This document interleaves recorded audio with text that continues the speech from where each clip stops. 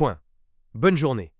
Si vous vous demandez s'il vaut la peine d'acheter l'Opel Meriva de première génération et quels problèmes vous pourriez rencontrer lors de son fonctionnement, alors vous êtes au bon endroit. Ainsi, nous ne nous souvenons plus de l'époque où les voitures Opel rouillaient littéralement sous nos yeux. Si le fourgon compact allemand n'a pas été accidenté, le propriétaire ne verra pas de rouille sur sa carrosserie pendant très longtemps. On ne peut pas en dire autant des dommages mineurs à la peinture. Sur la plupart des exemplaires, le cadre du pare-brise, le pare-choc avant et le capot sont recouverts de nombreuses petites rayures et éclats dus à l'aérodynamisme de la carrosserie haute.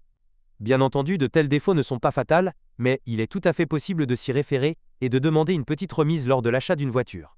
À l'avenir, pour éviter davantage de copeaux, il est préférable de protéger le bord du capot avec un film transparent spécial. Le même moyen simple de protéger les optiques avant et le pare-brise de l'usure ne fonctionnera plus. Les propriétaires de Meriva doivent donc être préparés à l'avance au fait qu'ils s'useront assez rapidement. Le Meriva compact a été créé en pensant au marché de l'Europe occidentale. Il n'est donc pas surprenant que, même s'ils ne soient pas les plus chers, des matériaux de très haute qualité aient été utilisés dans la décoration intérieure. Les garnitures en cuir du volant et du sélecteur de vitesse sont les premières à perdre leur aspect attrayant.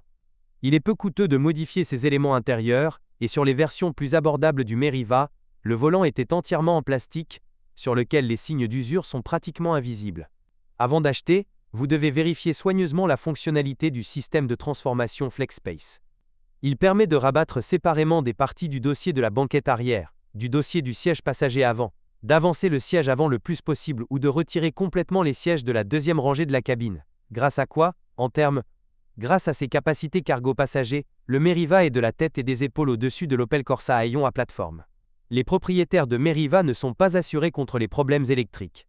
Toutes les connexions électriques sous le capot doivent être manipulées avec beaucoup de soin, car le câblage du fourgon compact allemand était étonnamment fragile. Il existe de nombreux cas où les propriétaires ont dû réacheminer l'ensemble du faisceau de câbles. Les fils de connexion dans l'unité de commande électronique étaient également trop fins. Leur mauvais contact ou leur rupture entraîneront immédiatement des pannes électriques qui ne seront pas faciles à diagnostiquer. Il est impossible de prédire quand un ECU tombera en panne, et le coût d'une nouvelle unité peut être un choc. Pour Meriva, Opel proposait pas mal de groupes motopropulseurs, mais il est presque impossible de trouver sur notre marché des versions avec moteur diesel 1,3 et 1,7 litres. Les versions essence puissantes sont également très rares sur notre marché secondaire. En gros, vous devrez choisir entre des moteurs essence de 1,4 et 1,6 litres. En général, chacun de ces moteurs peut être caractérisé de manière positive, mais chacun d'eux a ses propres points faibles. Le problème le plus courant avec les moteurs Opel est la fuite sous le couvercle de soupape. Ignorer les fuites pendant une longue période entraîne des puits de bougies inondés, ce qui aboutit à la défaillance du module d'allumage unique. Un thermostat faible et une pompe du système de refroidissement de courte durée continuent la liste des faiblesses des moteurs à essence Meriva. Le plus souvent, ces pièces ne résistent qu'à 70 000 à 80 000 km. L'unité de commande du moteur, montée directement sur le groupe motopropulseur et souffrant constamment de température et de vibrations élevées, est utilisée sur une autonomie de 100 à 120 000 km. Le dernier problème ne s'applique qu'au Meriva restylé avec un moteur de 1,4 litres et à la version de 105 chevaux avec un moteur de 1,6 litres. Cependant, malgré ces problèmes, avec le remplacement régulier des bougies d'allumage, de l'huile et du nettoyage du papillon des gaz, les moteurs de 1,4 et 1,6 litres dureront facilement plus de 300 000 km. Les boîtes de vitesse manuelles d'Opel n'ont pas une durée de vie exceptionnelle. Avant un kilométrage de 150 à 200 000 km, les pannes majeures ne se produisent pas. Mais si la transmission commence à vibrer ou à se bloquer, vous ne pouvez pas compter sur des réparations bon marché. Les roulements à rouleaux de l'arbre secondaire sont l'un des points faibles de la mécanique Meriva. Un hurlement caractéristique indiquera la nécessité de leur remplacement immédiat. Des vidanges d'huile régulières contribueront à prolonger la durée de vie de votre transmission manuelle. Son intervalle de remplacement est de 50 000 km. Une bonne lubrification prolongera la durée de vie non seulement des roulements, mais également du différentiel. Sur le Meriva, il n'aime pas les démarrages brusques à l'arrêt et les longues glissades. Si la charge est trop importante, le différentiel peut se bloquer, après quoi il faudra procéder à une révision majeure de la boîte de vitesse. La transmission automatique classique n'a pas été installée sur l'Opel Meriva. Au lieu de cela, le robot EasyTronic a été proposé, qui est une boîte de vitesse manuelle conventionnelle dans laquelle le changement de vitesse et le débrayage sont effectués par des moteurs à actionneurs. En règle générale, les actionneurs tombent en panne après un kilométrage de 50 à 100 000 km. L'achat d'un nouveau mécanisme allégera sérieusement le portefeuille du propriétaire d'un Meriva à transmission robotisée. Sinon, le robot est comparable en fiabilité à une transmission manuelle conventionnelle. L'essentiel est de ne pas oublier d'effectuer l'adaptation de la boîte, au cours de laquelle le point de fermeture de l'embrayage est réglé, tous les 10 000 km. Cette procédure peu coûteuse, que vous pouvez réaliser vous-même, prolongera la durée de vie de l'embrayage. Le châssis Meriva de première génération est simple et fiable.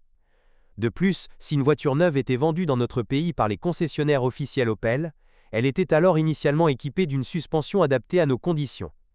Cependant, dans le cas des véhicules d'occasion, le facteur déterminant pour la durée de vie de la suspension sera sur quelle route et avec quelle charge la voiture sera utilisée. Heureusement, il n'y a pas lieu d'avoir peur de réparer la suspension Meriva. Les consommables sont peu coûteux et même le mécanicien le plus qualifié ne peut pas assurer leur remplacement. À l'arrière, il faut faire attention à l'état des bagues du support inférieur d'amortisseur. À l'avant, sur les jambes de force et les bagues de la barre stabilisatrice, les supports de jambes de force et les cils en bloc des bras de suspension. La direction assistée électrique de ZF a fait ses preuves. En cas de panne, il est préférable de vérifier d'abord le câblage et ensuite seulement, si tout est en ordre, d'acheter un moteur électrique coûteux. Il n'y a aucune plainte concernant le système de freinage. Un jeu de plaquettes de frein léger Meriva peut durer entre 60 000 et 70 000 km. Les disques avant peuvent supporter jusqu'à 150 000 à 160 000 km. Quant aux inconvénients, ils incluent le dépérissement des étriers de frein arrière et le gel du câble du frein de stationnement avec l'arrivée du froid. Il n'y a aucune contre-indication à l'achat de l'Opel Meriva de première génération. L'entreprise allemande a créé une citadine très pratique. La simplicité de sa conception est devenue la clé de la fiabilité et de la maintenabilité. L'essentiel est, avec un petit choix sur le marché secondaire, de trouver un exemplaire bien entretenu et de le maintenir en bon état technique. Si vous êtes propriétaire, assurez-vous de laisser un commentaire sur cette voiture, votre avis aidera certainement les autres à choisir une voiture.